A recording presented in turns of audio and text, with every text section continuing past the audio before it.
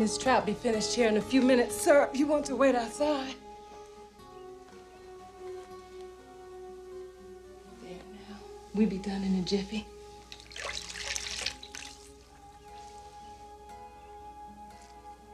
Lord of mercy. Something got Miss Trout excited today. I bet she knows you come to see her. I bet she knows her Sunday boy come to visit. People around here says Miss Trout don't realize a day has passed in 5 years. She know more than they think.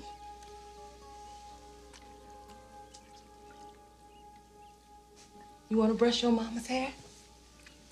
Sometimes people like to do that.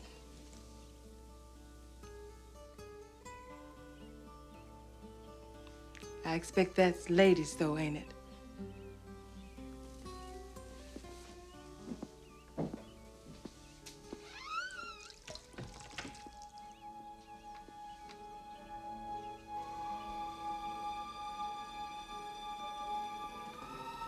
In the spring of 1949, an epidemic of rabies broke out in Ether County, Georgia. It did not seem a matter of general concern among the population, although perhaps it wasn't my place to say it. I had lived there only 2 years and was unaccustomed to the place and its people, particularly perhaps my husband. You like that black car, Henry Ray? You like the black one? Yes, sir, I do. All right, let me see what it costs. Oh, did I say $800? That car's in showroom condition. I couldn't have said that. Yes, sir, you did. Well, if I said it, I said it, but you are taking advantage of me. Yes, sir, you said it. You got the means to purchase this here car? Oh, yes, sir. I got the means. You got on out to the state asylum, did you? Yes, sir. Make $30 a week. That's a lot of money for a boy like yourself. What sort of work they got you doing out there to make that kind of money? I might get on out there myself. General work, Mr. Trout. They got you cleaning crazy people's stuff off the ceiling, Henry, and out of their own hair? Now, the reason I ask, see, is because sometimes a boy gets too proud to clean crazy people's stuff off the ceiling, and then he quit. You don't have the money to pay what he owes. I pay what I owe. Well, that's what I'm asking. Make sure you want to do this. Now, the car's $800. Is another $227 for the insurance. That comes to, let me see now. $17.50 a week. That's a real number, $17.50. And once you make a deal with me, I get my money. Once you made a deal with me, you get your money, too. Well, we'll see about that, won't we? Wait, Chester, slow down. Then let me talk that dollar for you a while. You know Mama said not to give you no dollar. Well, I ain't say give it to me. I just said tote it for you a while. I can't give it to you. I gotta take it straight to Mr. Trout's store for saltine crackers. Dead man shot, big as life. There ain't nobody dead inside there, Chester. Well, look in the window then and see if there ain't. You gonna make us late with your foolishness. You know Mama said to get her some saltine crackers and come straight back. Well, he in there, stiff as a daddy's stick. I'm gonna tell Mama you're talking like that in front of me. Bit by a poison fox. Huh, all true to life. You get bit by a poison fox, well, that bite there is worse than a snake. Ain't nobody dead inside there. Well, look and see if there ain't. Lord of mercy. Come on, Rosie.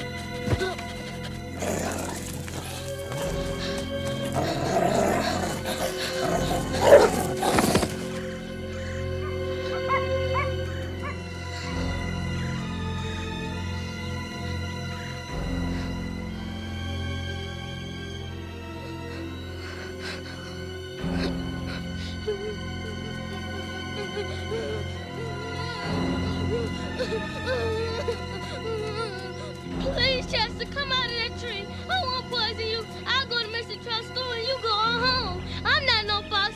Please don't tell.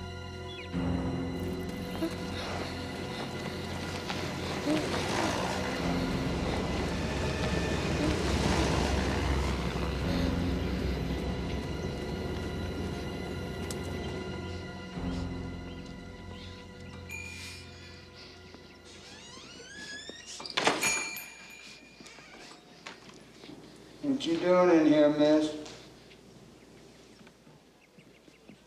You want something or not? I ain't got no patience for this today now. You mute? Scan her, Paris. Look at her leg. She's been bit. You been bit, honey? You know what it was bit you?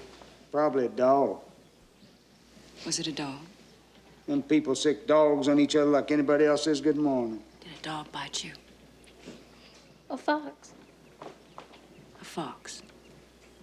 You sure that's what it was? Well, now, you best go home now and tell your mammy what happened. There's rabid foxes all over the county, Paris. Well, her people got doctors.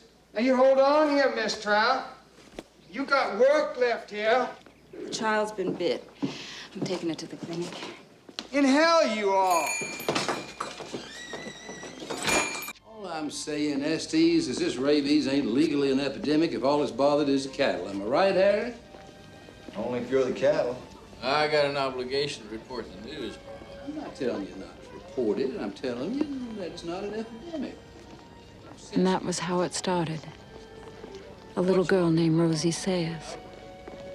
And a fox. Harry, it's isolated incidents, all right? You stay here.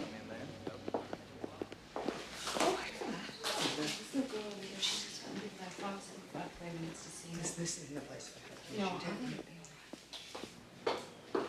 No. It'll be all right now. Dr. Brew just wants to have a look.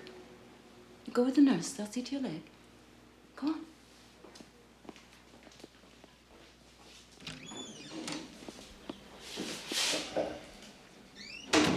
What you fixing to do with that? Yes, rabies shot. You've been bit by a fox. Have to take shots. Thought you know that. No, sir. I didn't know nothing about that. Well, it's a fact. Goes in your belly. Not in my belly.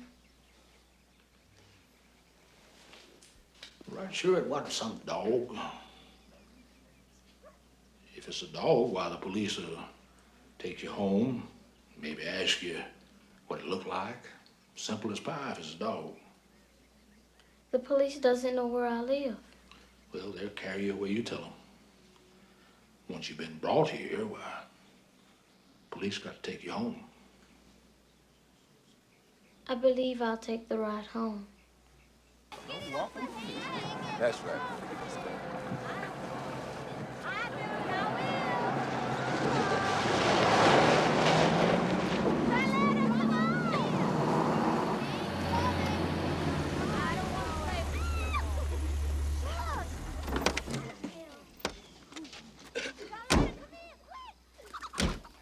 Home, sweet home. What in the world, child? What's wrong?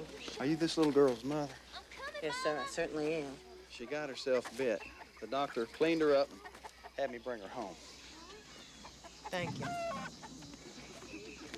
Did that policeman scare you, baby? The policeman didn't do nothing to you, did he?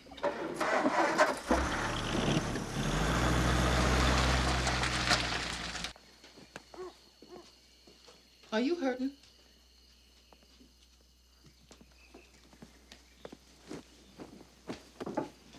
The policeman said you was bit. What was it bit you, baby? It was a fox, Mama. She poisoned for sure. Her blood gonna boil. Let Mama see.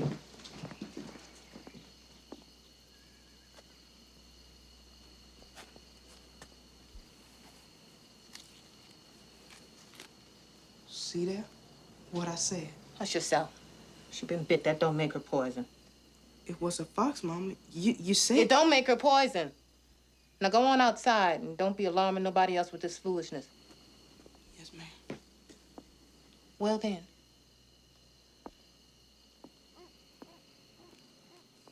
Shoot, you don't believe nothing like that, do you? You don't believe you've been poisoned. Or don't believe that. Don't you believe it. You ain't been poisoned.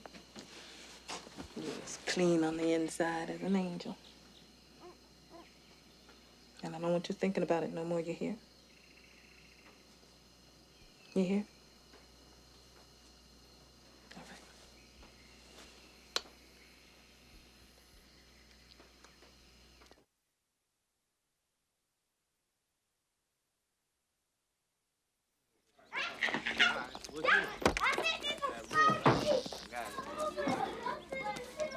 Hey, I'm gonna make y'all walk home. Y'all quiet of some of this noise. Thank you.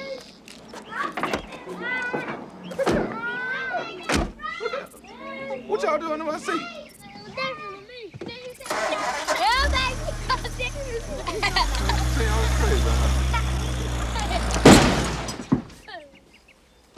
Hey!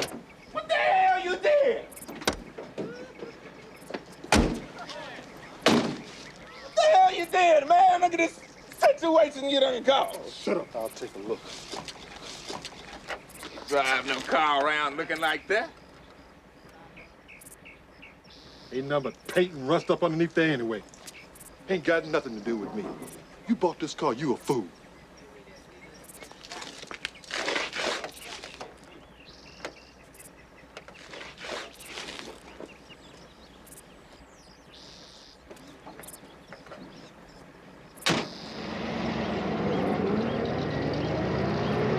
Ooh-wee. You ain't got no insurance, do you? Huh? Insurance. You got that? They gotta fix the car for you. I got that. Then all you do is call them up. And they gotta fix it like brand new. Call who up? Whoever sold you the insurance.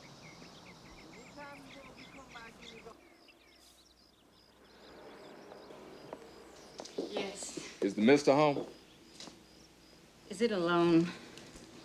He's not seeing people. Come back later. No, ma'am, it ain't no loan. I gotta talk What to... are you thinking to come over here like this? You can get yourself shot coming to a man's back door. I didn't mean to cause you no disturbance, but I gotta talk to you about fixing up my car. You got to talk to me about paying for it is all. No, sir. I brung it back to you on account of a lumber truck tore it all up. I ain't got no obligation to teach you to drive. I can drive. Well, it sure don't look like it. You're gone one day, and you come back with your property all busted up. I bought insurance from you. $200 and some dollars, so you gotta fix it up right. Now, you ain't paid 1 cent on it yet. All you done was sign a note, and you drove off in my car. Then it's your car to this day. You signed a note, you took the car. I don't care whether lightning come down and tore it up.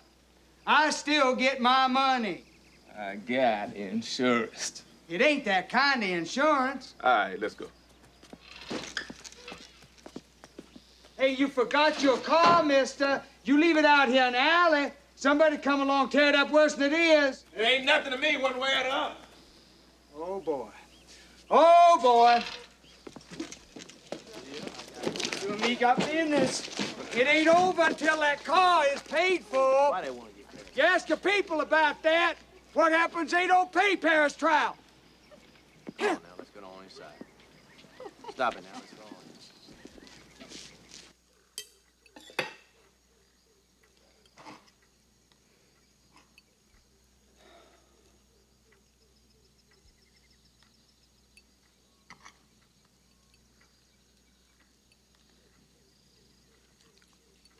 Something wrong with the food? I saw in the paper today where a wife in Macon poisoned her own husband for his money.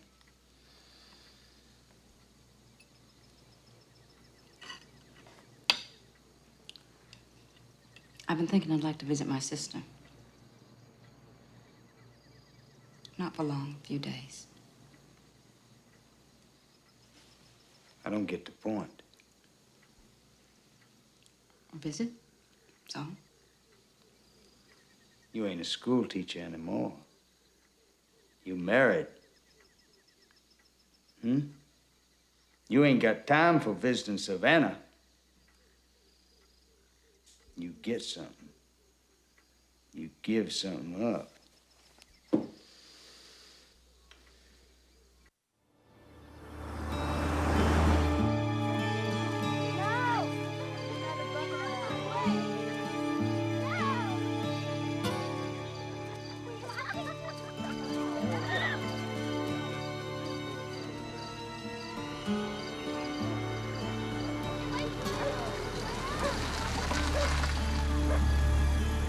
Look out, Jesus. It's the Trout. He got busted in bone with him, too. That man there used to be with the police. He treated folks so mean, they had to let him go. Jimmy, get out of here. Be quiet, take it on inside.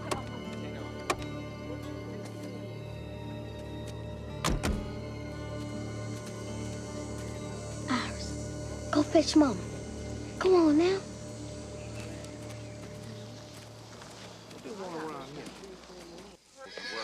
Don't you worry. I'll get him. What's your name? Chester. You Henry Ray's brother? Come on now, fetch Mama. Your family bought a car off me, mister.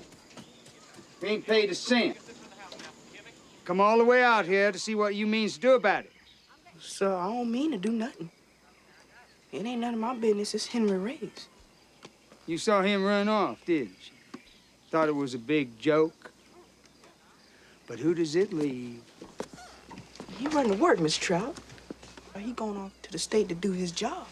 Somebody gonna pay me on this here debt.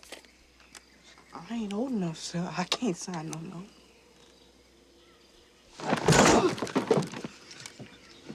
Lord have mercy, Chester. He got on brass knucks. There ain't no cause to hurt nobody here now. But Mama, he got on brass knucks. Shh. It ain't so funny now, is it, miss, huh? Let loose of him. He's scared. Oh, and you ain't? Help! Somebody help us! Help! I ain't scared, miss. Mama! I'm coming, baby. You scared now?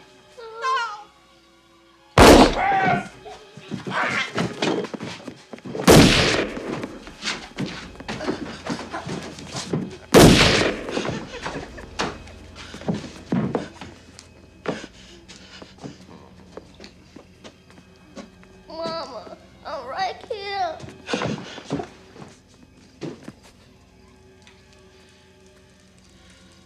Got to go to the storeroom, baby. Mama got to lay on a table.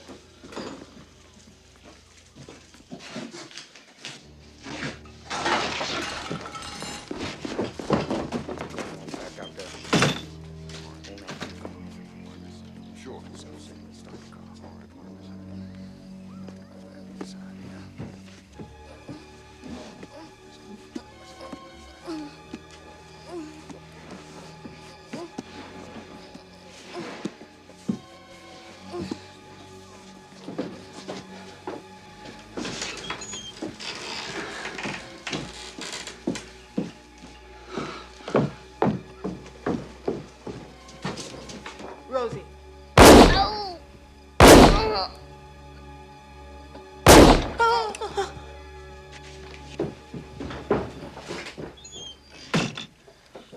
Mama.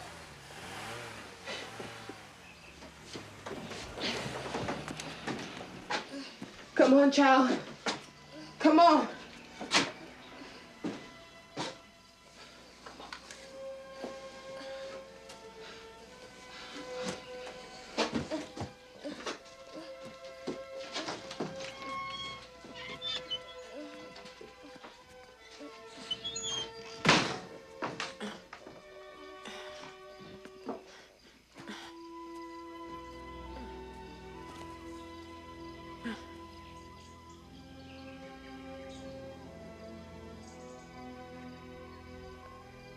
Go, Mom. Shh. Jesus will be here soon, baby. And cover us both with a blanket.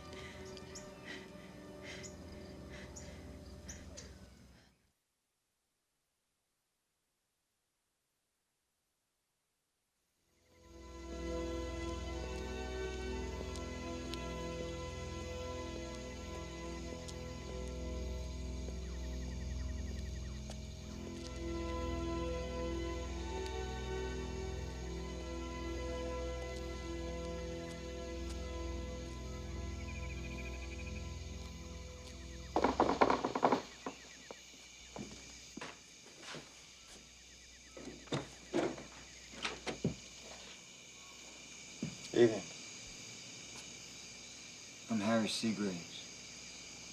I know you, Mr. Seagraves. What may I do for you this evening? I was wondering if I might see Paris. It's a matter of some urgency, or I would not inconvenience you at home like this. I'll tell him you're here. Thank you. The news that my husband had committed an unspeakable crime came in the person of his attorney, Harry Seagraves. Strangely, from the moment I saw Mr. Seagraves' face in the door, I knew in some way he had brought news about me, too.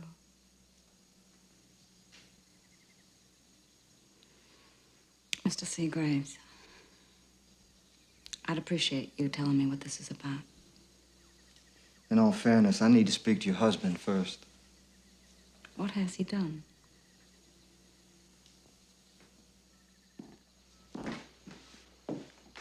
Would you like some coffee? Yes, please. You read my mind. Evening, Paris. Edward Fix came to see me this afternoon. Edward gonna arrest me for collecting legal debt. I told that boy, when he took the car, I'd get my money. There wasn't anybody that owed you money that was shot this afternoon. That's the same family. The one that's gonna die. Edward said she isn't but 12, 13 years old.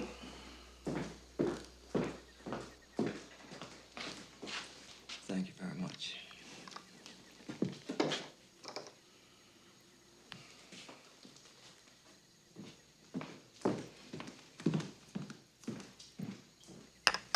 Two women in their own house. One of them nothing more than a child.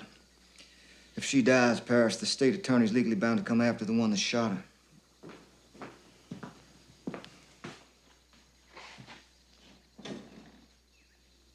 I want to know what this is about. Besides, Buster Devon was there, did just as much as me.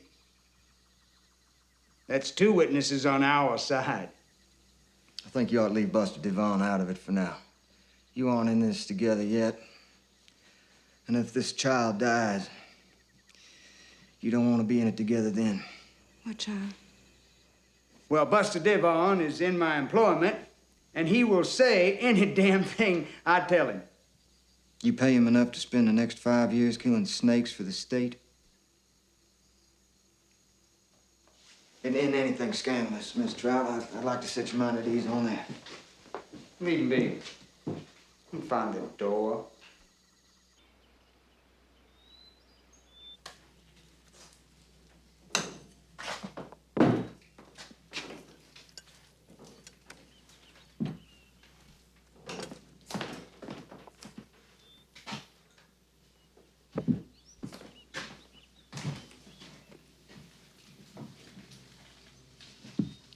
You eat them both.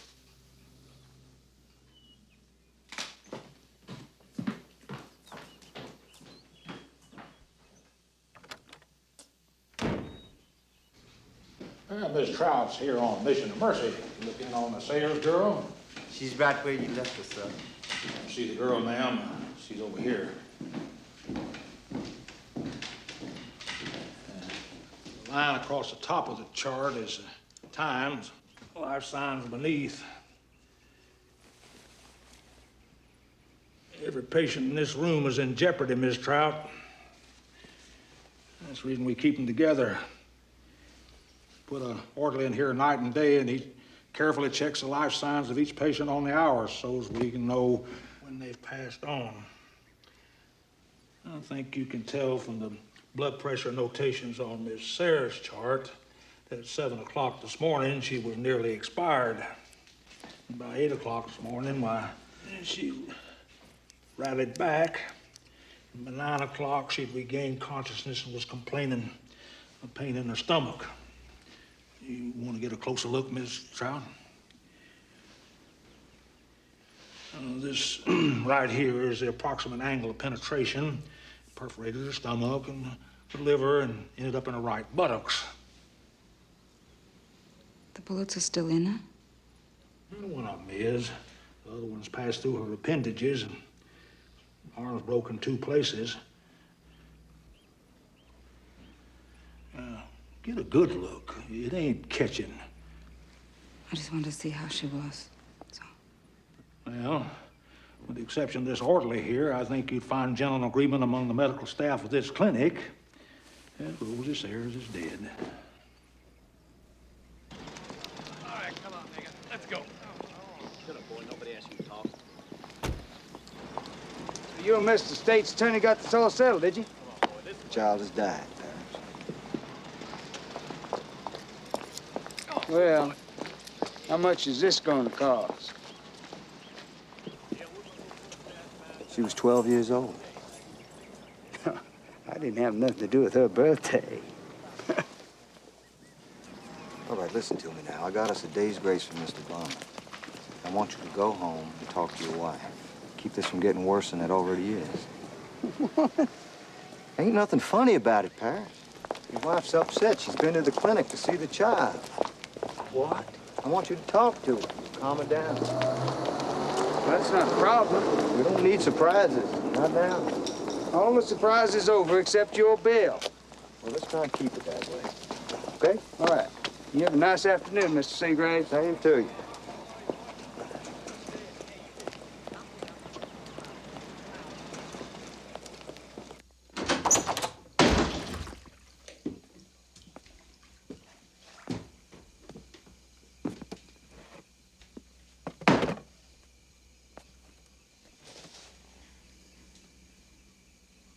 You went to the clinic on me, did you?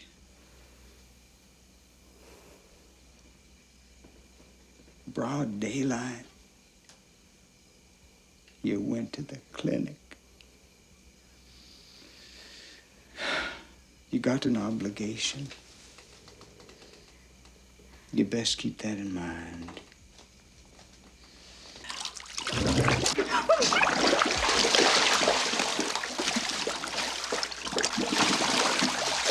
Death do us part.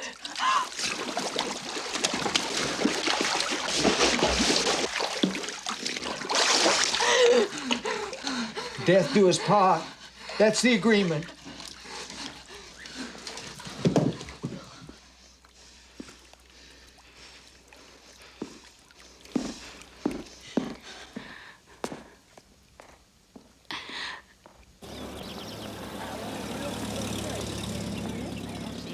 As Mr. Seagraves will have informed you, Miss Rosa Sayers expired the day before yesterday. I believe they're putting her on the ground this afternoon.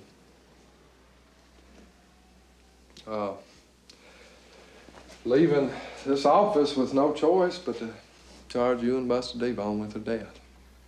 In a pig's ass.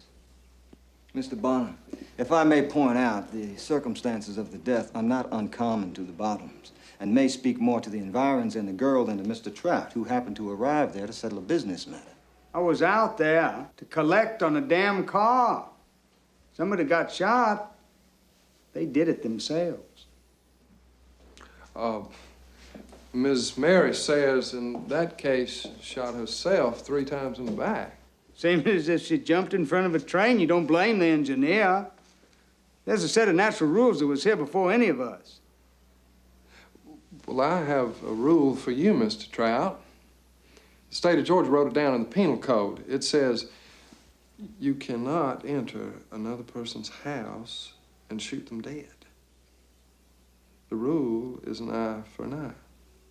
They ain't the same kind of eyes. They ain't the kind of rule.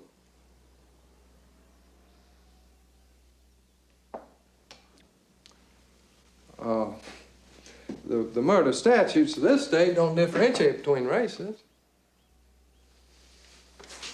Those ain't the real rules, and you know it. Miss Seagraves, if I were this man's attorney, I'd come and collect him off this desk. With the informal nature of the meeting, I think perhaps my client spoke more freely than he should have. See there? Now, right here is 2 sets of rules. Now, you got your law book rules, and you got your common sense. Now, if there's some sort of fine that I got to pay, I wish you had said it, and get this over with.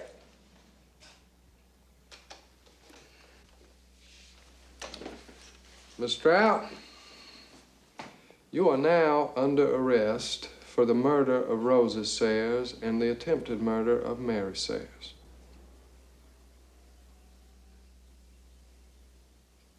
Did you hear me, Mr. Trout? Oh, I heard you. Everybody in Ether County gonna hear it too.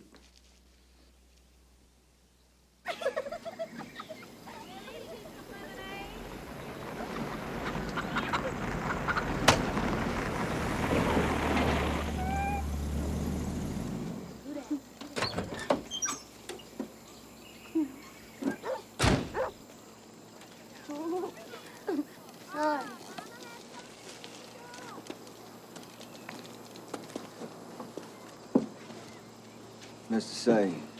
No, sir. You Henry Ray Sayers? No, sir. I must have the wrong house.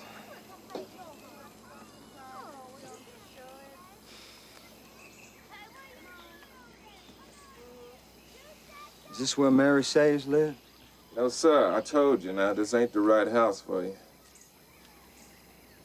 I don't mean nobody harm. I'm an attorney of the law. I just want to take a look inside.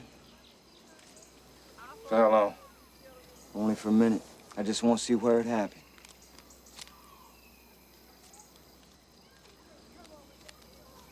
Pay $1 for your trouble. 2.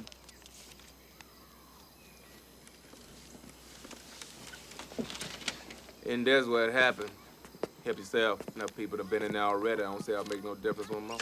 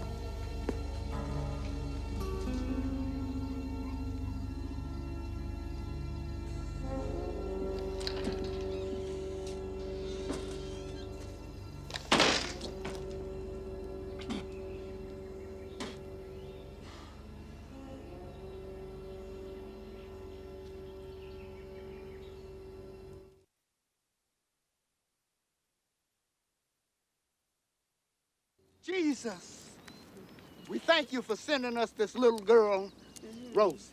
Amen. Yes, Father. We return her to you now for safekeeping. And we pray you'll forgive us for not taking better care of her here. Amen.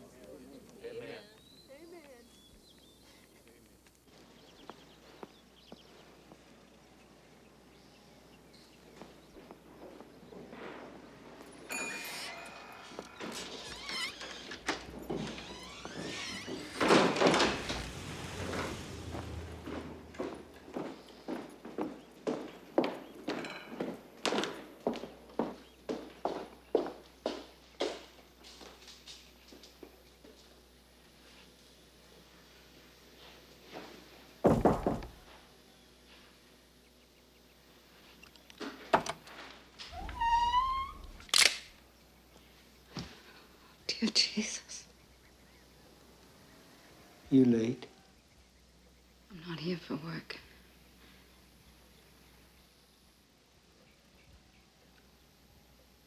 You my wife. My store. My house, my air. Jesus, help those that poison my household against me.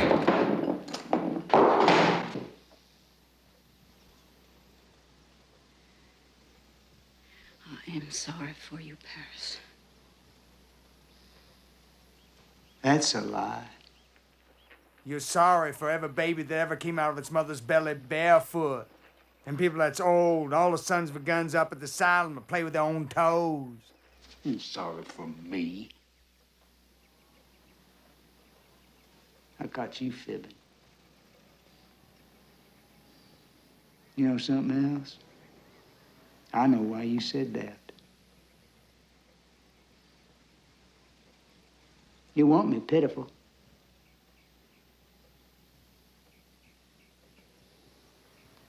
So you can feel the way that you're supposed to. Because if somebody ain't pitiful or sick, you don't know how to act. Is that a fact or not? I don't know. You lied again. You lied. What do you want from me?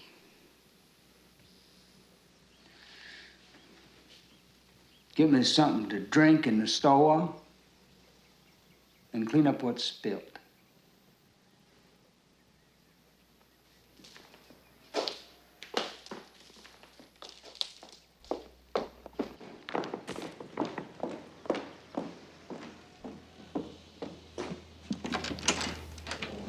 Morning.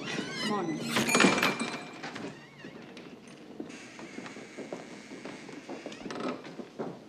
Can I help you find something? Oh, thank you. I'll manage.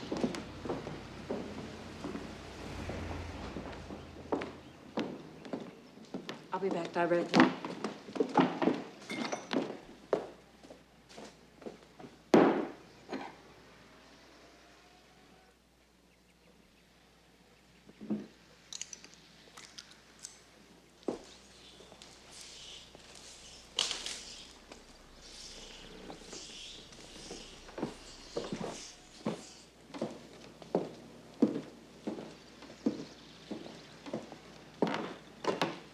Uh, 35 cents, please.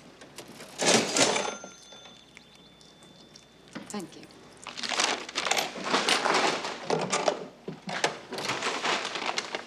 Are you all right, honey? Yes, thank you. My husband and I had a small emergency, but it's taken care of now. Thank you.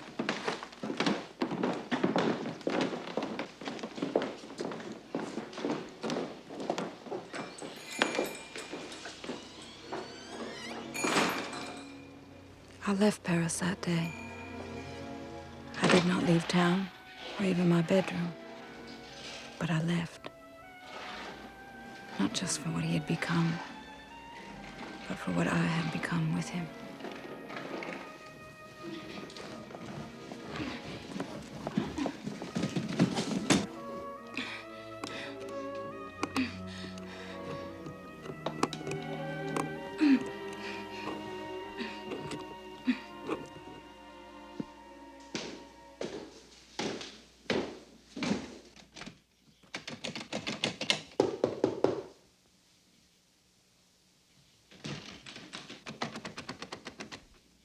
I'll kick it in, you don't open it.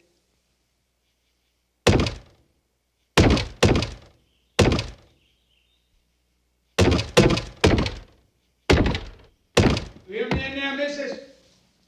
I can't kick the door. I'll get me something that can. I damn this place to hell. You moved into my house, and you poisoned it, and you locked it against me. I'd as soon burn it down as live in a house that's lived against me.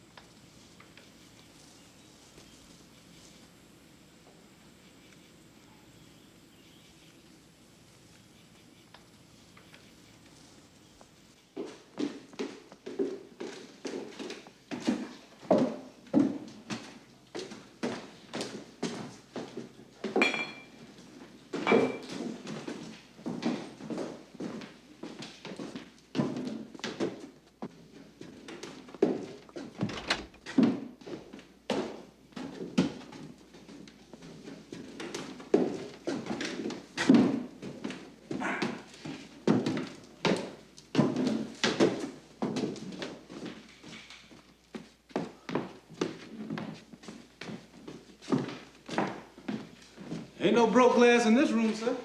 It's not for now. It's for later. Sir, see that, sir? Be prepared. The other 7 goes up here, too?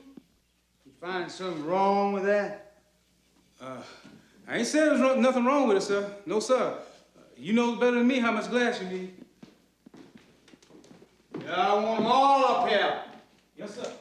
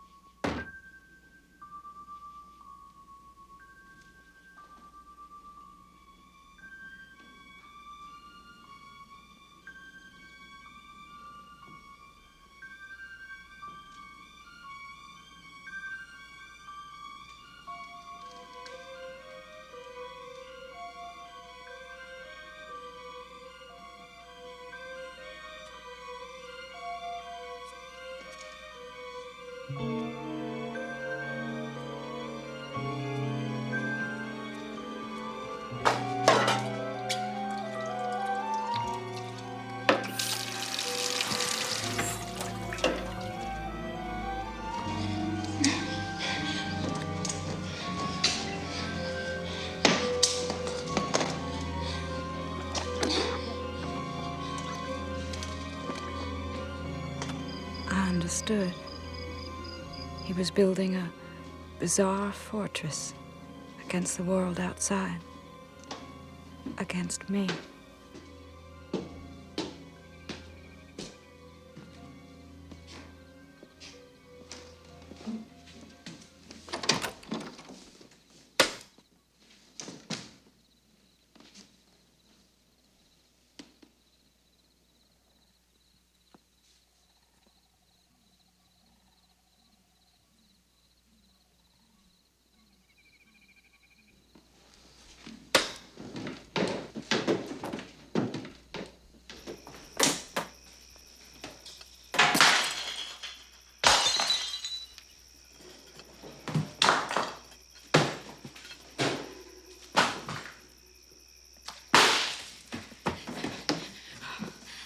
Stop it.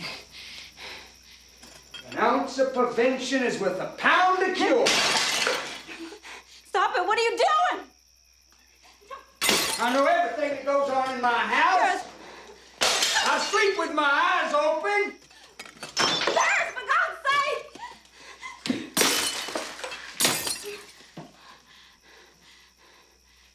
Canned food. There's nothing wrong with the canned food, Paris.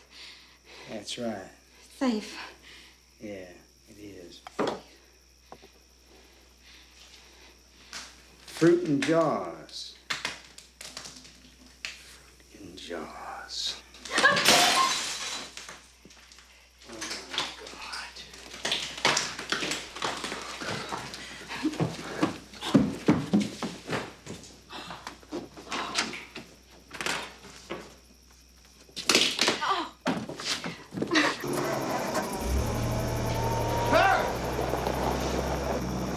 Wait a minute, damn it! Mrs. Trout? It's Harry Seagrave.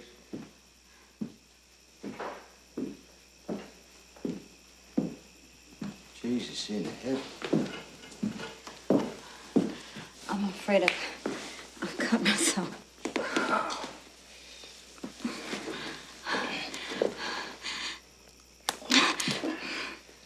Looks like you cut it clear to the bone. It's gonna take some stitches. You ruin your pants. We'll have to get you to the doctor. Now, take this sock off. I'm sorry you had to see all this. Yeah. You're under strain. Everybody does things when they're under a strain. Paris did it. He believes I'm poisoning him. Well, it's no consequence at all. 6 months, this will have all passed, and things will be how they were.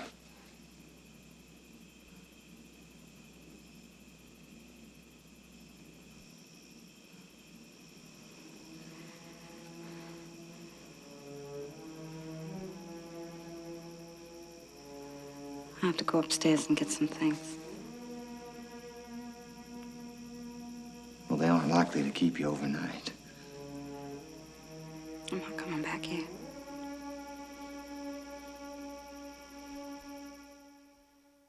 Mr. Mayor, is there a chance in hell that a jury here is going to come back with a guilty verdict? That's what the trial's for, son, to find out. I meant your own feelings, sir. My own feeling is that Carl Bonner is a fine young attorney, but he is a no match in a court of law for Mr. Harris Seagraves, who hasn't lost a case since Mr. Bonner was in short pants. He was the youngest Eagle Scout in history of Georgia. You boys know that? Seagraves was? No, I'm afraid ain't no Boy Scout in here at Seagraves at all. If y'all excuse me. The reason we are here today, stuck to our chairs in the committee, is to arrive at a judgment on Paris Trout. Excuse me. Can I say it? Yes, ma'am. You're gonna hear of a tragic death. In 2 stories how it happened. But before we tell you ours, let me simply say this. We all regret that someone was killed, no matter who was at fault. But even as I say that, I also remind you now that you are not being asked to regret the loss of a life today. That isn't what you're here for. You're here to decide if Paris Trout, an honest and respected citizen of Etha County, deliberately caused it. Now, the prosecutor over here, Mr. Bonner, he's going to tell you that he did cause it with malice and forethought. And when he tells you that, I want you to think of the times you've seen Mr. Trout on the street, or perhaps spoken with him in his store. I want you to ask yourself if it is possible that he would drive out to the Bottoms to shoot a girl he didn't even know. Would he intentionally jeopardize his life and his business over an $800 debt? Paris Trout was not concerned over any $800 debt. Paris Trout was concerned with the principle that we all have to pay our way, colored and white. That's why he went out there as a reasonable man to say that. Now, the prosecution is going to ask you to believe something else. That Mr. Trout and Buster Devon just walked into that house and began to shoot colored people up, and that the colored people had no part in it. Is that possible? Anything's possible. We've all had our frustrations with colored people, but is it likely? No. And that's all you're going to have to decide with. Because there is no weight of evidence here one way or the other. You're going to just have to use your own common sense and ask yourself, is it likely? Is it beyond reasonable doubt? And there's only one answer to that question, and the answer is no.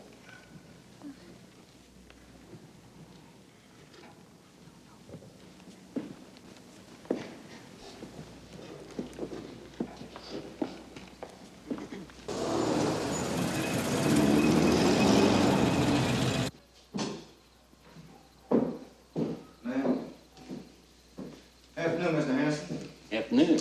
Miss Trout's room, please. That would be 205. Up the stairs, last door on your left. Watch that third step, it's loose.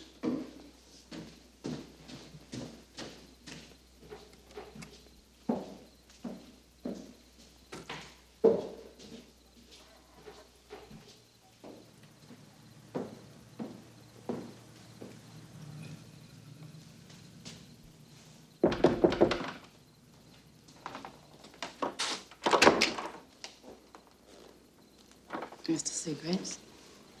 How's your foot? Better? I hope I'm not an inconvenience on you. Convenience is no longer among my considerations, Mr. Seagraves. I'm not in the habit of putting myself in the middle of family matters, but this separation between yourself and Paris presents your husband an additional burden, what with the trial beginning, that I'm sure you do not mean to inflict. What burden do you mean? The appearance of things. See, marriage is something that a jury understands the way they marry themselves. What I'm saying is that there's a certain amount of lying that goes on between people that live together. A polite lying. It makes cohabitation possible. Is that how it was when your wife was alive? Polite line? Everything was extremely polite. My husband has never afforded me that. He doesn't strike poses. He's not good at that. I mean little lies. You know, flirtations with the truth. On the day following our conversation in your office, Mr. Trout nearly drowned me in my own bath.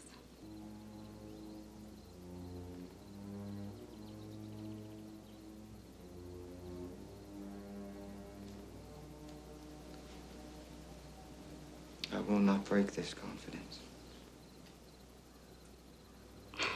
Hardly matters now, does it? To the appearance of things, it does. What is it you're asking me for? Nothing. You wanted something. No. I'm not asking you for anything.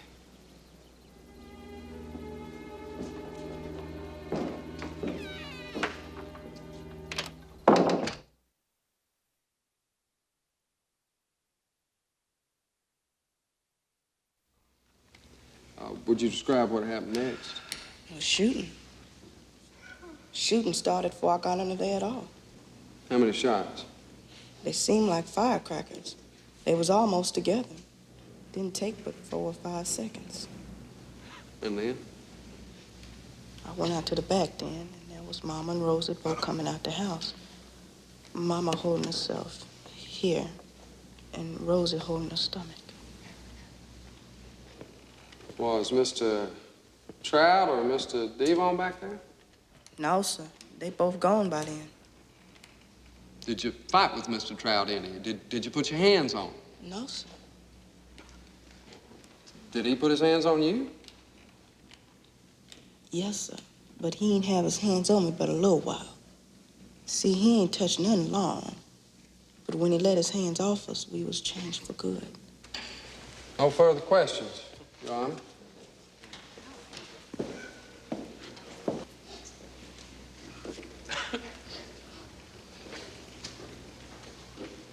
He ain't touched nothing long, but when he left his hands off us, we was changed for good. Yes, sir. Would you tell us, son, how things were before Mr. Trout changed them? I don't know if I exactly could. Well, let's see. When your brothers needed money, where did they go to borrow? Did Mr. Trout come up to see them, or did they come into Mr. Trout's store in town? Well, he come out that day. I'm not talking about the day of the shooting right now. We'll talk about that later. Right now, I want to hear about this beatific life y'all had that you say Mr. Trout changed. I ain't say we was all of that. What I'm getting at here is that Paris Trout is part of the reason you had the good life that you did. That he was a friend to your family, loaned you money when you needed it, and would still be a friend if y'all hadn't tried to rob him and cheat him on this car.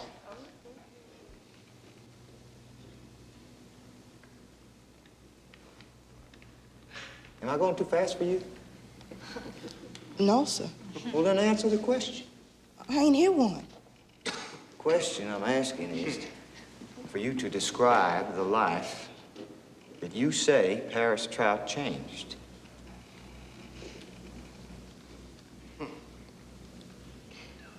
It was Rose's life.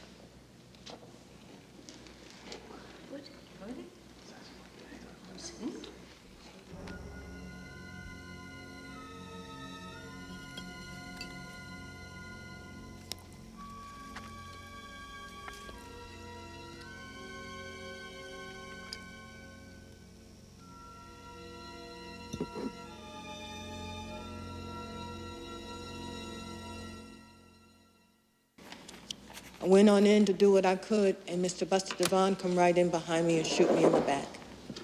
I walks on, and he shoot me again, a little before I got to Mr. Trout and Rosie.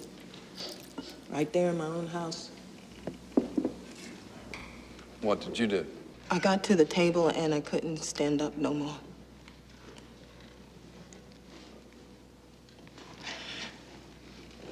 I felt the bullets in a different aspect, and I just wanted to lay down.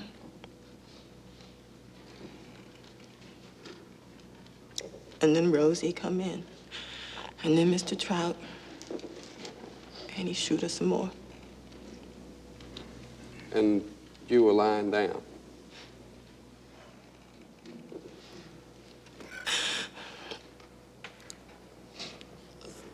Laying down with Rosie.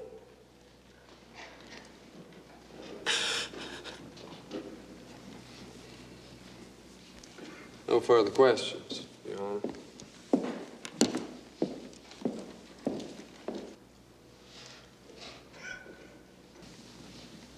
You own a pistol, Miss A? Yes, sir. There is one. It belonged to my husband. And do you know where it is? Yes, sir. I knows everything in my home. You said the bullets were still inside you. Why haven't you have them removed? I got my reasons for that. I'm sure you do. But our contention here is going to be that you are accusing Mr. Devon so that the jury doesn't know, so that the jury won't believe him later when he tells his side.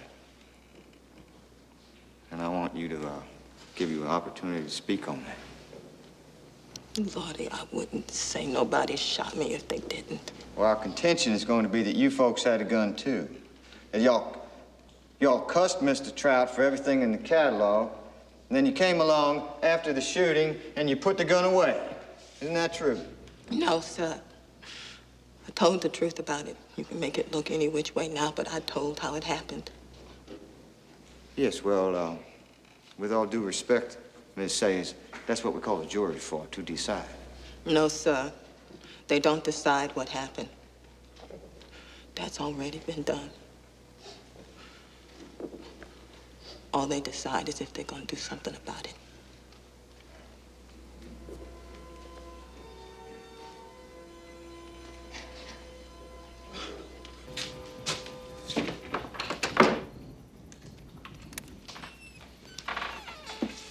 I was on my way to a meeting. I saw your light. What's on your mind? I don't know.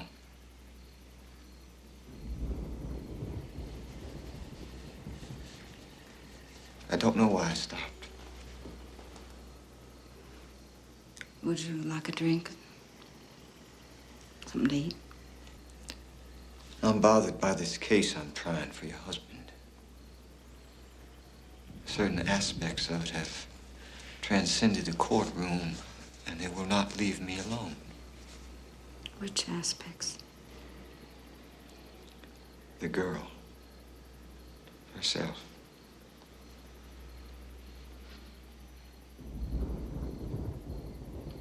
Somehow I've obligated myself to her.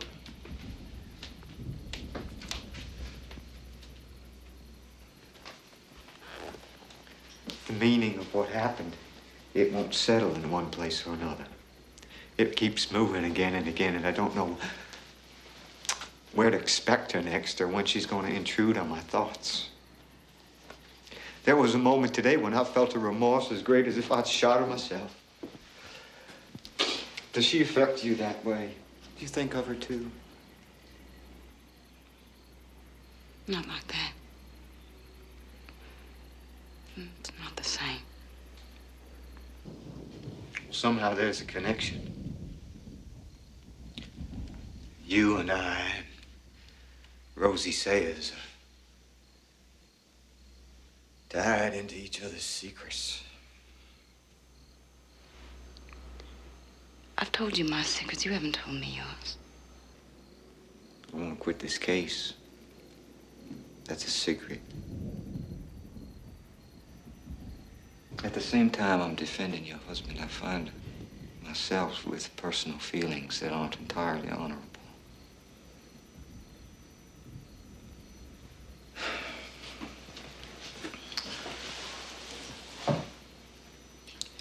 The thing he did with the bottle, I cannot get that out of my mind.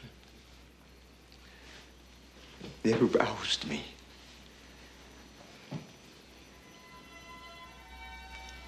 No, I didn't mean I wanted to do that myself. I would not inflict that on anybody.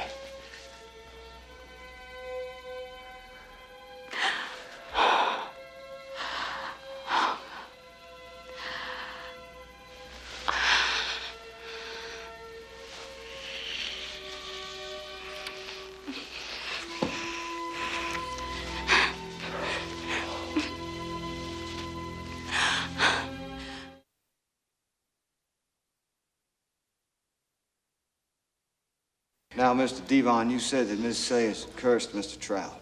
Yes, sir. That she had a gun. No, sir. I didn't see it right then. The boy got up out of his seat and tried to attack Mr. Trout. Then a girl commenced to tearing at his clothes to pull him off balance, and they tussled on into the house. Then Ms. Sayers come in there and jumped him from the back, and that is when I seen the girl had a pistol. Rosie Sayers. Yes, sir. I think it was a .32. Did you also have a gun? No, sir. I own one like everybody else, but I didn't have it with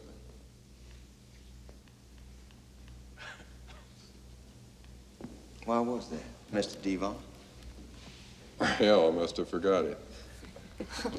It was all of them against Mr. Trout. Now, could you tell us, Mr. Devon, did you see who fired first? Not with my eyes, but I know it was their idea.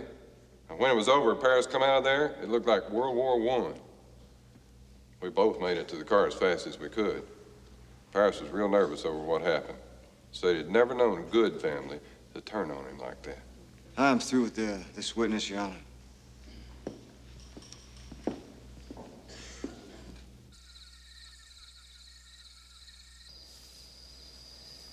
I might need to leave. Town? I don't know why I stayed this long. You stayed because that's what you do. Where would you go?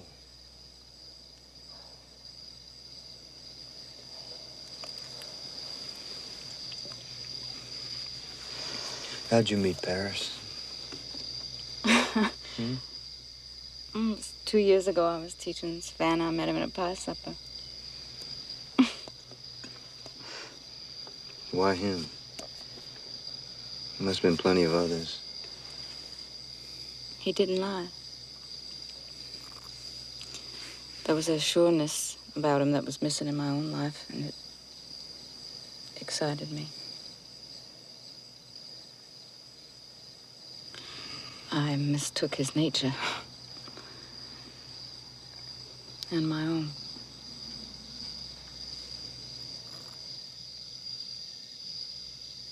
You don't have to leave.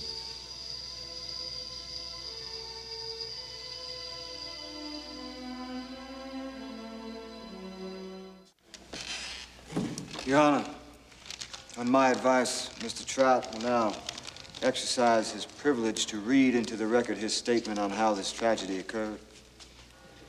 At this time, I do not believe it would be in Mr. Trout's best interests to testify beyond that.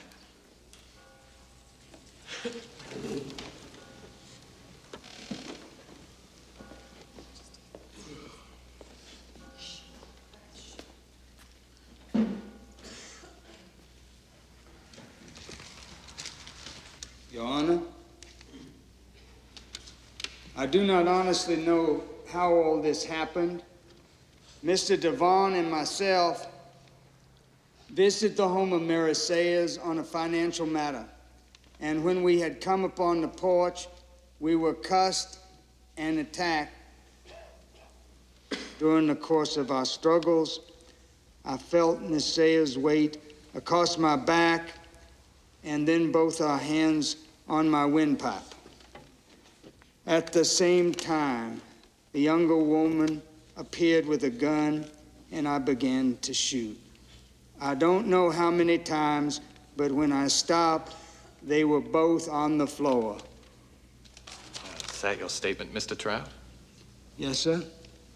I didn't go out there to shoot them people. I'm in the business of helping people. That's what we do. And we expect to make a living out of it. Colored people ain't the only ones got a right to a living. I didn't want nothing like this to happen. I didn't have nothing against that gal. I didn't have anything against the woman. The honest truth is, I don't have anything against them now. We're all somebody's baby once. We all come from the same place. I didn't want to kill nobody. I didn't want to die. That's the reason I shot him. And the only reason, in defense of my own life.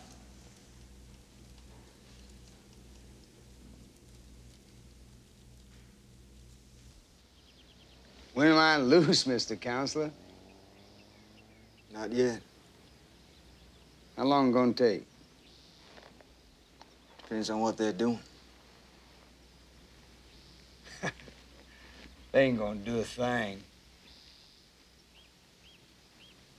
What can they do? Isn't anybody safe, Paris? Not all the way.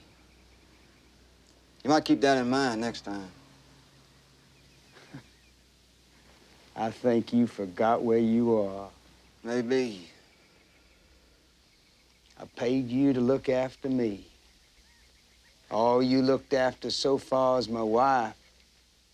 I want more back than maybe. You ought to call me sooner, Paris. You ought to call me before you and Buster Devon went over there to shoot that girl in Mary Sayers, and I would have told you it was murder. That boy owed me money. You ought to have explained that better. You ought to have explained the whole damn thing better. There are some things Paris in business doesn't explain.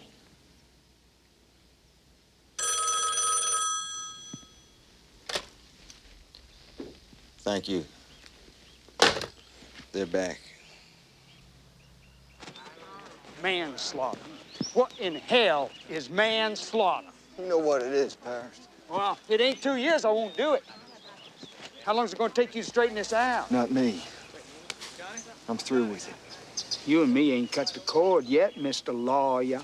You missed the point, Paris. I'll tell you the point. If a man stole from me tomorrow, stole anything, I'd do the same thing again.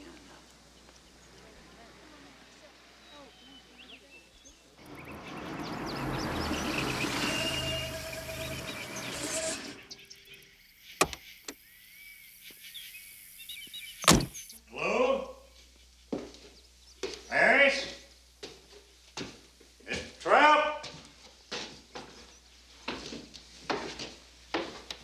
I apologize for this, Paris, but I'm under orders to deliver you to prison in Petersburg County.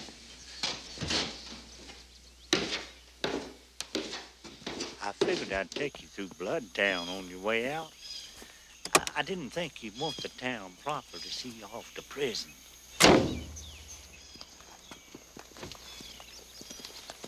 Hell, it ain't but 2 years past. Time off for good behavior. Probably ain't no worse than joining the service. You was in service, wasn't you? World War I. That's right, World War I. Hey, Paris, did you ever kill anybody?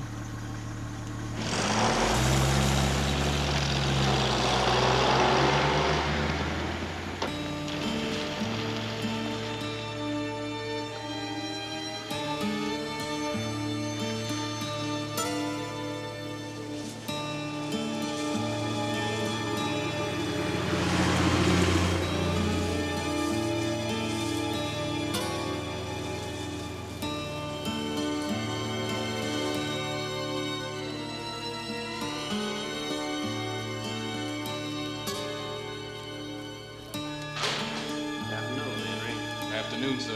Right this way, sir. Watch your step there. Mr. Trout, nice weather we've been having. It's supposed to rain this evening, though. Did you bring something for us?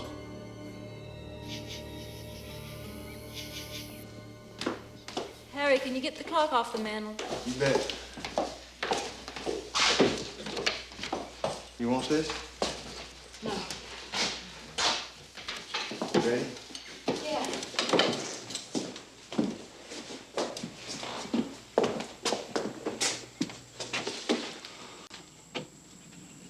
I ought to shoot you like a common thief.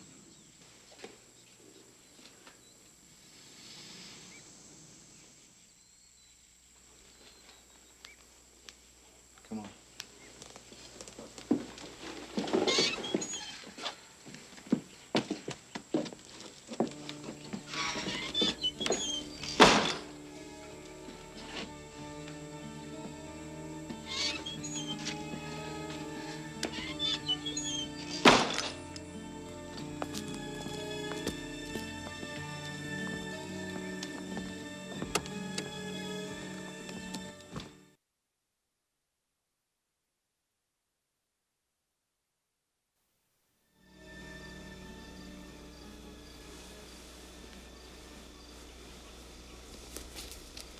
You never think of something like that.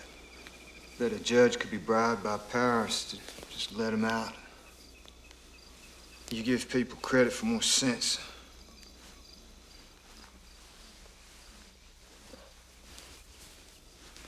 You looked stricken. What were you thinking when you saw him? I don't know, I just saw it. You felt sorry for him.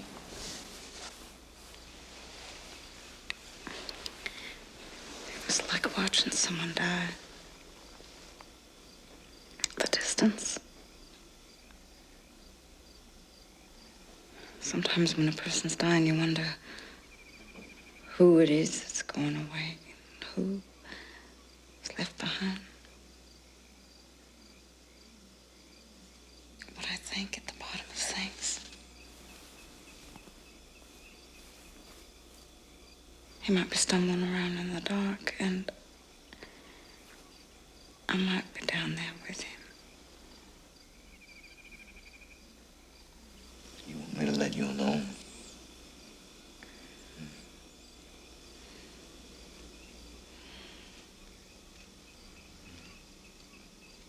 I don't know.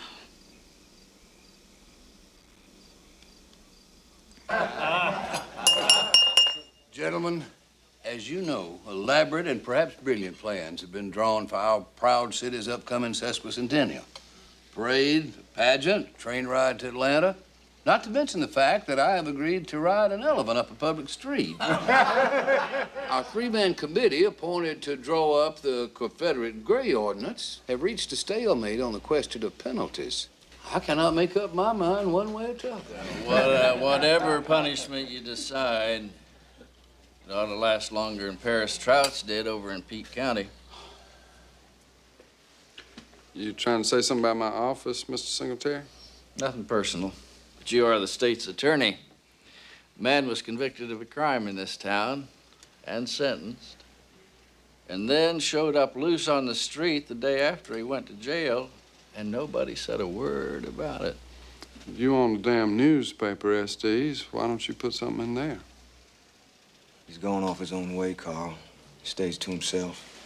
Nobody goes into the store. He isn't an insult to you now. Just leave it alone.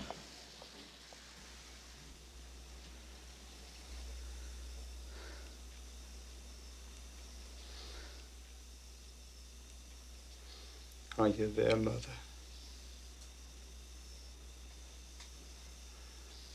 God damn it, are you there?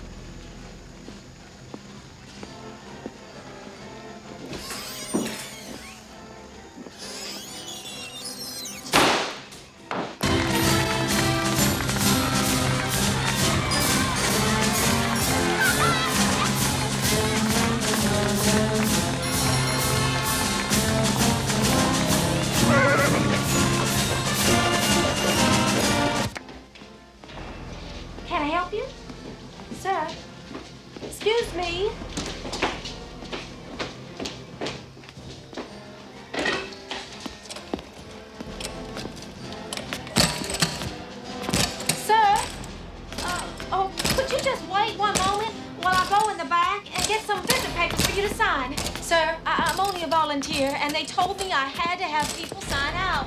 Sir, I'm only a volunteer.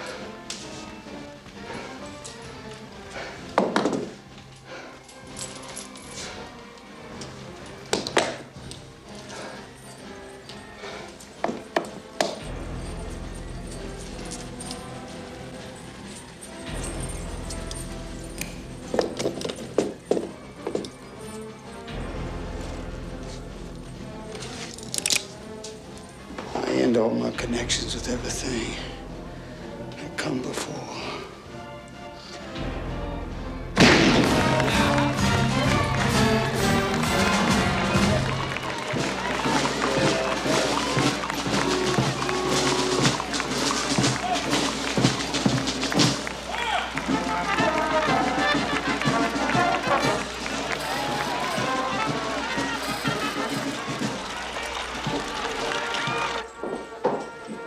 You enjoying the parade? Why, yes, it is a lovely parade.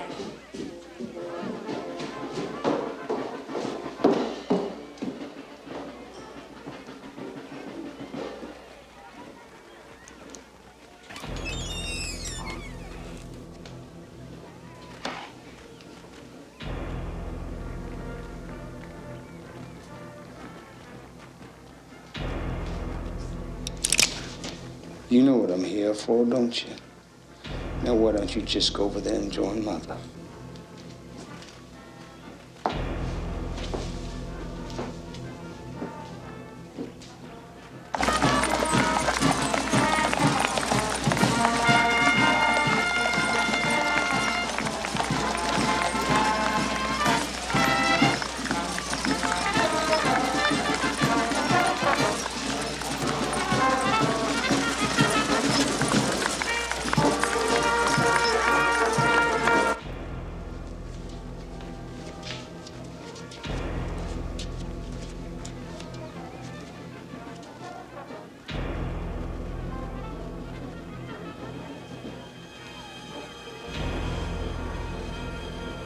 Mr. Trout, I brought a shawl for your mama, so she won't just... Murder! Miss Hawthorne, it was a firecracker. Oh, no. God be my witness, sir. Mr. Paris Trout murdered his own mother right up those stairs. Just stand! Paris. No.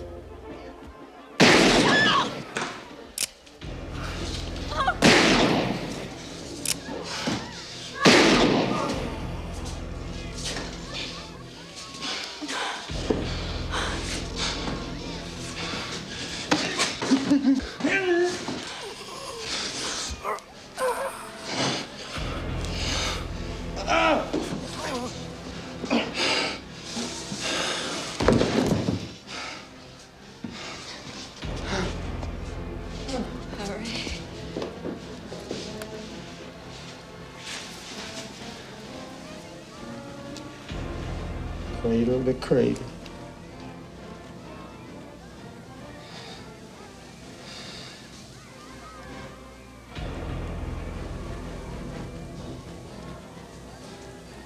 You ain't never felt sorry for me.